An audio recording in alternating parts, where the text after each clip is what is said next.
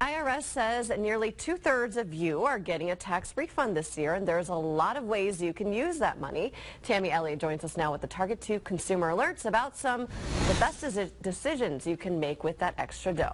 If you got a tax refund, I'm sure you can think of a lot of different ways to spend it. And Kevin Klug, local financial advisor, is here with us from Secure Retirement Solutions to talk about that. So the IRS says that the average refund in Wisconsin was nearly $2,300. That's a lot of money to spend. It is, Tammy. You really don't want to brush that off. You want to use it wisely.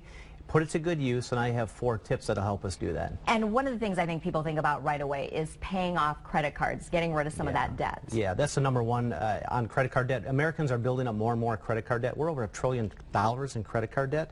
And if you want to really gain your financial freedom, you really want to pay that off, especially if you're leading into retirement. You're heading towards retirement, you want to have that paid off. And I have 2 methods. One is called the snowball method, where you take the lowest balance, regardless, pay that off as quickly as possible. That gives you momentum while maintaining payments on the other counts. The other one's the avalanche method, where you pay the largest interest rate first, knock that one and chisel that one down, and then keep paying minimum payments.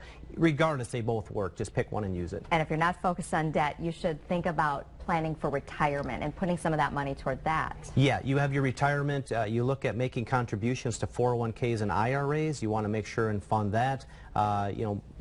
Put it into maybe your 401k contributions every year is important. Starting early for millennials is important to get that built up later on in life. We always hear that you should have this emergency fund. Yeah. Is this a good time to think about that too? It is. That might be one that you could say, okay, if you don't have emergency fund built up for 3 to 6 months worth of your expenses every month, put it towards that. If you already have it, maybe put it down on your car, or new tires, brakes.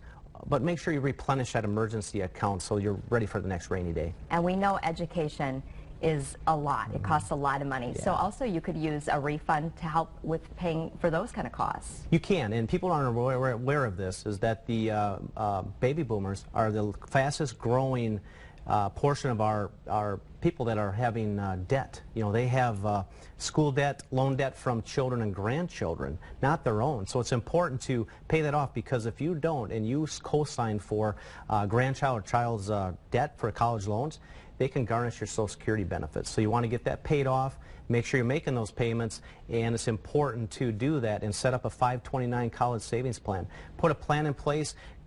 Parents, grandparents, aunts and uncles can put money into that for your children, hopefully, and grandchildren, that they don't become part of the 44 million Americans that have student loan debt. So some good tips to think about how to spend your tax refund.